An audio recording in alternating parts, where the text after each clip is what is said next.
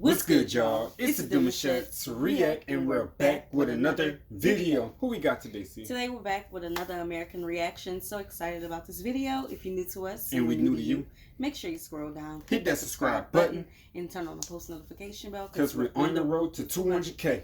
And we cannot get there without you guys, alright? Join the family. Without further ado, let's get into the video. Let's get it. In the 13th century, nearly a fifth of what is now the Netherlands was underwater. So the Dutch built dikes to hold back the sea and pioneered the use of windmills to pump out the leftover water. Over centuries, a complex system of pumps kept low-lying land dry. And from this reclaimed land, small family farms fed the country.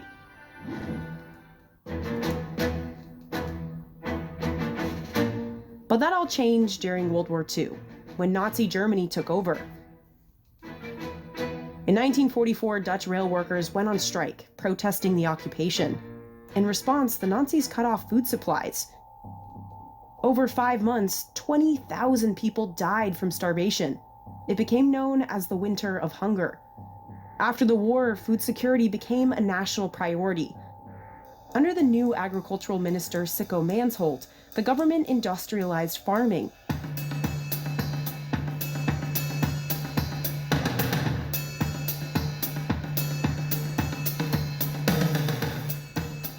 He subsidized important agricultural products and merged farms into bigger, more efficient ones.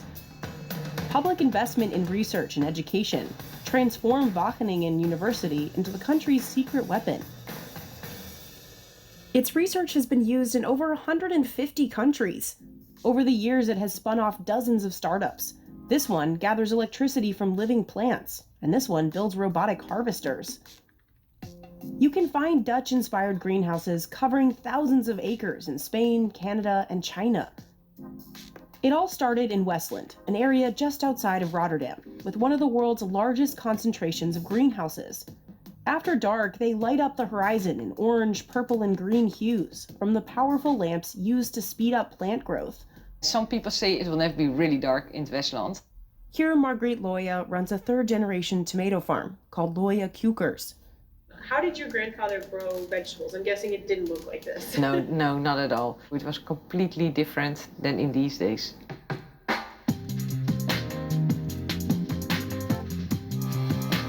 In these greenhouses, plants can grow a foot a week. Marguerite's team prunes, wraps, and lowers each one by hand. If you didn't control the vines. Oh, yeah, then you will get the jungle. The Netherlands exports more than 900,000 tons of tomatoes a year, despite having a climate that's naturally too cold and rainy for these warm weather fruits. While high-tech solutions help them grow faster and year-round, they still need bees to pollinate every plant. You cannot do it without them.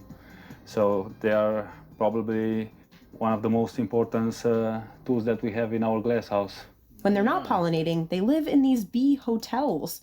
In each box are around 800 bumblebees. You can hear them making more noise. Now, they are still cool. Overhead, LED lights mimic the sun and create optimal summer conditions year-round. Developed by scientists at Wageningen, these lights run more efficiently than older sodium bulbs.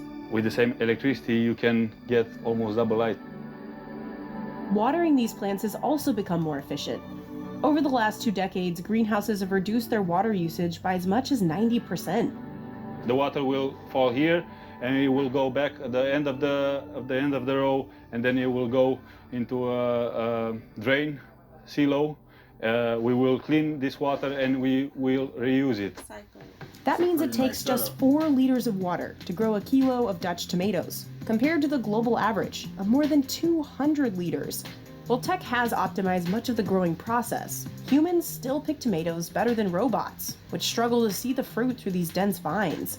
It's ready to be harvested when the last tomato, this one, is completely red. For example, these two are just perfect. These are ready to be harvested because that's the moment when they have the best taste. Workers follow this chart to harvest tomatoes at peak flavor. This is green, so it's color number 3, so not ready. This, oh, then this is quite red, but it's still not red enough. It's color number 8.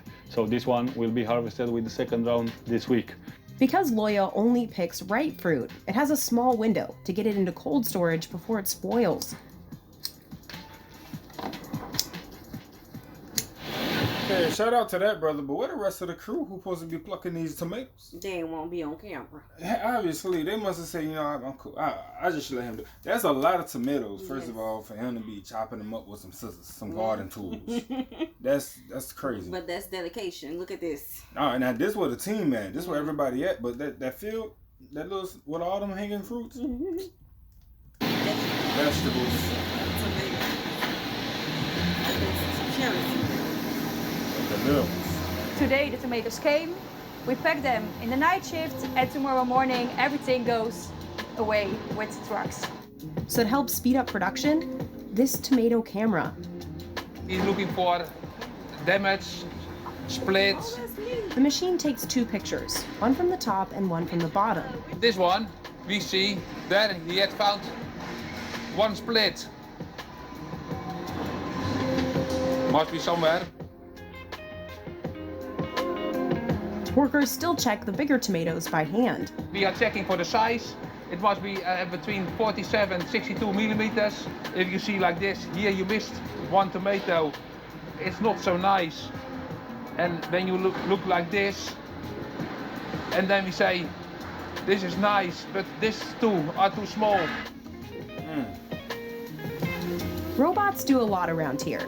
This machine on the main factory floor helps sort out tomatoes that are too small or too yellow for the premium brand. The green one we throw away because it costs too much time, and it's older tomatoes, the taste is not so well. Machines also sort the reddest and sweetest tomatoes one last time. Then workers package them by hand at these stations, so they're ready to ship out.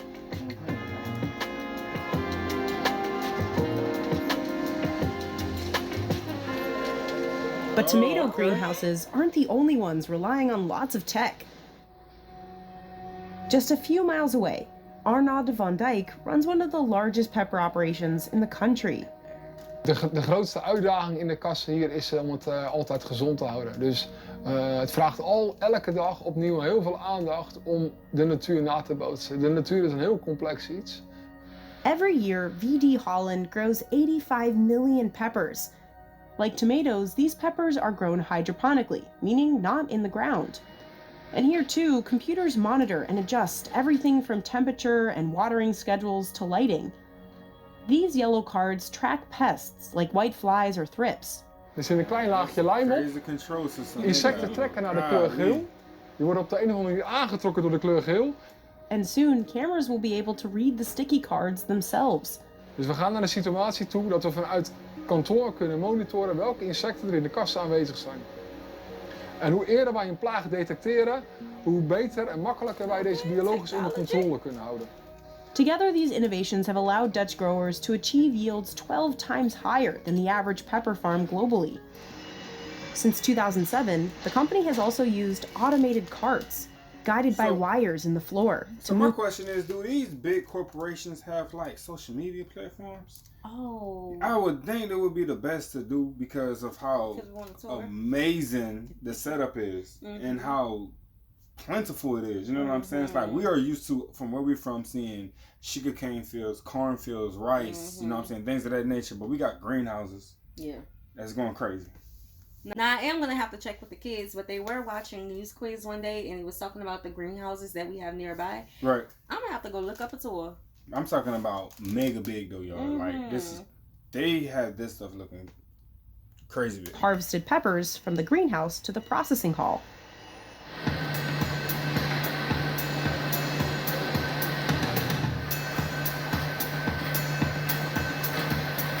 On the packaging floor, AI-powered cameras take pictures of each pepper, comparing the images to a database of ideal fruit. That information is used to sort the peppers by size, weight, shape, and color. Ones with small imperfections don't go to waste. The company sells them to salad producers and other food processors. The ones that do pass the camera stage go on to packaging. This machine drops nearly 400 pounds of perfect peppers into each crate. More and more automatic palletizing and self-driving forklifts are replacing humans in this factory. The Netherlands is facing a growing labor crisis, with 2/3 of businesses struggling to find workers. VD Holland introduced all this new technology to automate as much of the packaging process as possible. As much as 95% of VD Holland's bell peppers are exported, and about 60% of all crops produced in the Netherlands leave the country. Its position on the North Sea makes it easy to ship from giant ports in Rotterdam and Amsterdam. Germany is the top buyer, but Dutch produce also reaches the UK, China, and the US. Producing and packing all of this food requires a lot of energy. Greenhouses across the Netherlands use nearly 107 petajoules, enough to power more than 2 million homes a year. And not everyone's happy about this.